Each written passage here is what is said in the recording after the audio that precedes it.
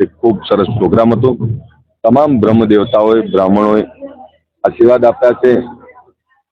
ब्रह्म देवताओं कह્યું છે કે વિજયી ભવ। ભૂદેવોના આટલા સરસ સુંદર નાભીથી આશીર્વાદ મળ્યા હોય તો ભારતીય જનતા પાર્ટીના ઉમેદવારનો વિજય નિશ્ચિત છે।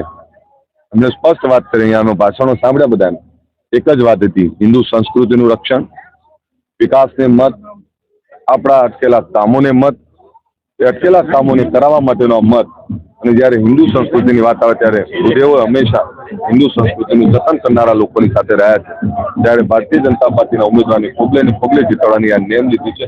હું તમામ ભૂદેવોને વંદન કરું છું અને ભારતીય જનતા પાર્ટીના ઉમેદવારને જીતાડવાની જે નેમ લીધી છે એના બદલ આભાર માનું છું। માવજી પટેલ એવું કહે છે કે ભાજપ ત્રીજા નંબરે છે। હવે આમાં નંબર તો કોણ નક્કી કરે? નંબર તો દરેકને એવું છે ને, સબ ભૂમિ ગોપાલ કે આમાં બધાને એવું લાગે બધું અમારું છે, પણ શેના માટે? શું લોકો એટલા મૂર્ખ છે કે જ્યાં અપક્ષમાં રિઝલ્ટ નથી મળવાનું, અપક્ષમાં લડીને શું કરવાનું? અપક્ષમાં લડીને ક્યાં જશો? લોક કલ્યાણના કામો ક્યાં કરાવશો? અને એક વ્યક્તિ અપક્ષ લડે જે તે સમાજને કેટલું બધું નુકસાન થતું હોય છે।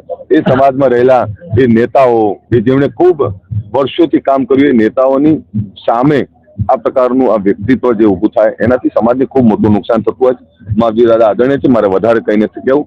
ભગવાન માવજી દાદાને કહું છું, દાદા હજુ પણ સમય છે, દીકરા જેવો છે તમારે તો, ભોળા પારેવડા જેવો સામાન્ય દીકરો છે, અને આશીર્વાદ આપી દો। પરંતુ વાવની જનતાએ નક્કી કરી લીધું છે, નંબર કોઈ જ નથી। 2 અને 3 નંબરમાં જેટલું લડવું એટલું લડો, 1 નંબર તો એટલો બધો આગળ જતો રહેવાનો છે કે એમાં કોઈ જ જગ્યા નહીં રહે। અને શા માટે ના જાય? નર્મદાના પાણીથી લઈ અહીંયા તમામ વિકાસના કામો ગુજરાતમાં ભારતીય જનતા પાર્ટી આવ્યા પછી ગુજરાતનો એક ખૂણો ડેવલપ થઈ રહ્યો છે। ગુજરાતમાં ખૂબ મોટો વિકાસ થયો છે અને આદરણીય નરેન્દ્રભાઈ જેવું નેતૃત્વ, આદરણીય ભૂપેન્દ્રભાઈ પટેલ જેવું નેતૃત્વ જ્યારે અમારી પાસે હોય ત્યારે અમારે કોઈ ચિંતા કરવાની જરૂર નથી। નંબરિંગની ગેમમાં ના પડો। કોંગ્રેસ નામ લીધા વગર સીધો ટાર્ગેટ આપને કરી રહ્યા છે, લીલીબેન લાલબેનની વાતો કરી રહ્યા છે। એટલે મને એવું લાગે છે કે તીખણ બહુ કરે છે બધા, પણ એમને બધાને એવું છે કે આને પિંચ કરો, આને ઉશ્કેરો। મને એ નથી ખબર પડતી જે સમાજને મેં એક કર્યો, જે સમાજમાં મેં વ્યસન મુક્તિની વાત કરી, ઠાકોર સમાજની વાત કરું છું, જે સમાજને એક કરી, મેં વ્યસન મુક્તિની વાત કરી, મેં શિક્ષણની વાત કરી, મેં રોજગારની વાત કરી, સમાજમાં જાગૃતિ લાવવાની વાત કરી, સમાજના યુવાનો યોગ્ય દિશા અને સાચી દિશા તરફ આગળ વધે, અન્યાય સામે બોલતા થયા।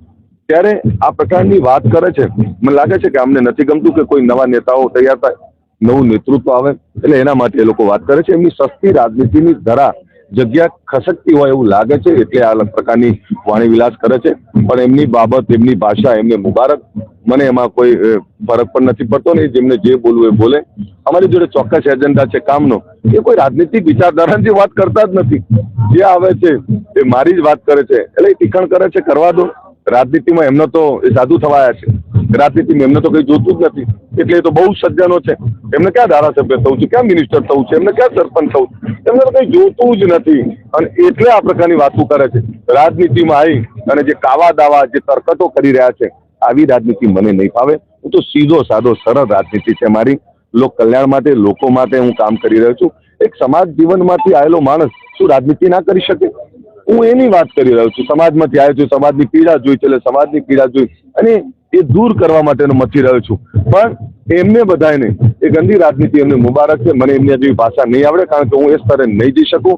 એ ગલીના ટપોરી જેવી ભાષા એ લોકો જે વાપરી રહ્યા છે, જે ગુંડાઓ જેવી ભાષા વાપરી રહ્યા છે, આ ભાષા અમને નહીં ફાવે। સીધી જ ભાષા છે। હું સમાજની સાથે તમામ સમાજોનું, આ ગુજરાતનું કલ્યાણ થાય એ વિચારધારાને આગળ વધારી રહ્યો છું। માનવતાવાદી માણસ છું, આ પ્રકારની વાતો હું નહીં કરી શકું। મારી સહનશક્તિની એ પરીક્ષા જેટલી લેવી એટલી લે।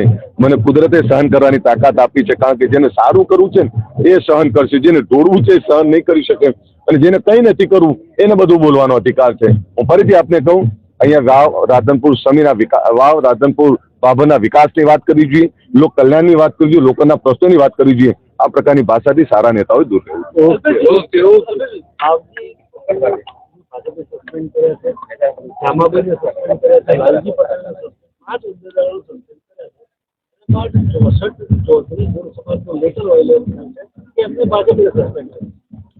મને આમાં હું આમાં વધારે કહી શકું, એ તો પાર્ટી જ કહી શકું।